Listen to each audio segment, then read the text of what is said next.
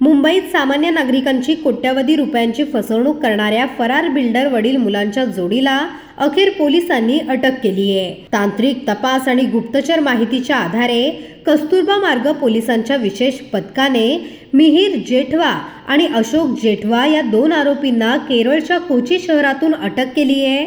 वृद्ध गुंतवणूकदारांसह शहरातील अनेक लोकांची 1 कोटी रुपयांची फसवणूक केल्याचा आणि त्यांना सदनिका देण्याचे खोटे आश्वासन दिल्याचा आरोप या दोघांवर आहे। आरोपी गेल्या 2 वर्षांपासून महाराष्ट्र, गुजरात, तमिळनाडू आणि केरळ सारख्या राज्यांमध्ये लपून बसले होते। आरोपींनी फसवणूक करण्यासाठी आणि पोलिसांपासून दूर राहण्यासाठी सायबर संस्थेकडून प्रशिक्षण घेतले होते। त्याचा त्यांनी पुरेपूर फायदा घेतला। पोलिसांनी दिलेल्या माहितीनुसार आरोपींविरोधात मुंबईतील विविध पोलीस ठाण्यांमध्ये अनेक गुन्हे दाखल आहेत आणि न्यायालयाने त्यांच्या विरुद्ध अटक वॉरंटही जारी केला आहे। वरिष्ठ अधिकाऱ्यांच्या मार्गदर्शनाखाली कस्तुरबा मार्ग पोलिसांच्या पथकाने ही संपूर्ण कारवाई केली आहे। दोन्ही आरोपींना मुंबईत आणण्यात आले असून पुढील तपास सुरू आहे। स्टेशनला नवीन चंद्र बरखडा यांनी एक गुन्हा दाखल केला होता की त्रिवेणी डेव्हलपर्स या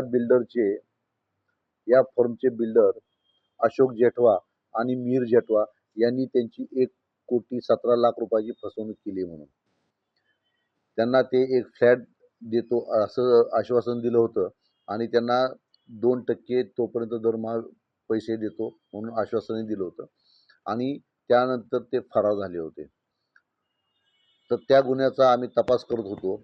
या गुन्ह्यासोबतच या 2 आरोपींवरती, हे बाप बेटे आहेत, यांच्यावरती कस्तुरबा पोलीस स्टेशनला 6 गुन्हे, MHB पोलीस स्टेशनला 1 गुन्हा आणि बोरिवली पोलीस स्टेशनला 4 गुन्हे असे टोटल 11 गुन्हे यांच्यावरती ऑलरेडी दाखल होते।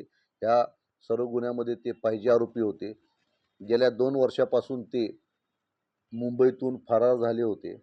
ते गुजरात, राजस्थान, कर्नाटक, महाराष्ट्र, तमिळनाडू आणि केरळ या ठिकाणी वारंवार आपला जागा बदलून अस्तित्व लपवून पळत होते। ते आपलं अस्तित्व लपवण्यासाठी खोटी नावं धारण करणे, खोट्या आधार कार्डच्या साहाय्याने प्रवास करणे किंवा लॉजमध्ये राहणे या पद्धतीने त्यांचं काम चालू होतं आणि ते अतिशय कमी लोकांच्या कॉन्टॅक्ट करायचे। ते सुद्धा ते जिथं जातील तिथलं वायफाय वापरून कम्युनिकेशन करायचे आणि एकदा वापरलेलं वायफाय किंवा इंटरनेट ते दुसऱ्यांदा वापरत नव्हते। त्यामुळे त्यांना शोधणं पोलिसांना थोडं अवघड झालं होतं।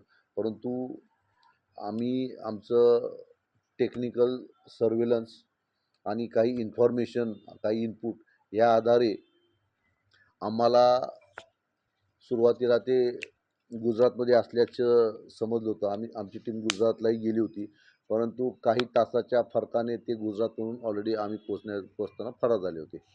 त्यानंतर आम्ही कंटिन्यूस गेले 6 महिने त्यांच्या मागावरती होतो। आम्हाला एक इनपुट मिळालं की ते केरळ या ठिकाणी आहेत आणि आम्हाला एक असं इनपुट मिळालं की ते अतिशय एका छोट्या फायनान्स कंपनीचं ATM वापरतात आणि त्यावरून त्या ATMवरती आम्ही सर्व्हेलन्स ठेवला। त्यांची मोडस ऑपरेटी अशी होती की ज्या ठिकाणी ते एकदा पैसे काढले तर त्या ATMला ते जायचे नाहीत। ते राहत्या ठिकाणापासून 30-30 किलोमीटर अंतरावर जाऊन ते अमाऊंट कधी आठवड्यातून एखाद दुसऱ्या वेळेस काढायचे। तर आम्ही हे सगळा सर्व्हेलन्स आणि आमचे इनपुट्स याच्या सहाय्याने आम्ही त्यांना ते केरळमध्ये असल्याचं आमच्या लक्षात आलं। तिरुवनंतपुरम या ठिकाणी त्यांच्या काही ॲक्टिव्हिटीज आम्हाला जाणवल्या। मग आमची टीम API पाटील साहेबांच्या अंडर राहुल पाटील आणि टीम त्या ठिकाणी गेली। DCP सरांनी त्यामध्ये पूर्णपणे आम्हाला ॲडिशनल CP सर आणि DCP सर आम्हाला शशिकुमार मीना साहेब ॲडिशनल CP आणि आमचे DCP झोन 12 चिमटे साहेब वारंवार मार्गदर्शन करत होते।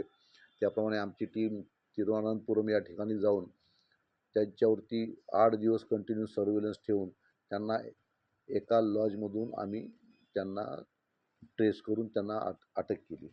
एकूण सर किती रकमेचा यांनी फसवणूक केलेली आहे अजूनपर्यंत त्यांना आत्तापर्यंत आमच्याकडे जी माहिती आहे ती एकूण 11 गुन्ह्यामध्ये जवळजवळ 26 कोटीच्या आसपासची त्यांची फसवणूक आहे आणि ही अमाऊंट काही पटीने वाढेल.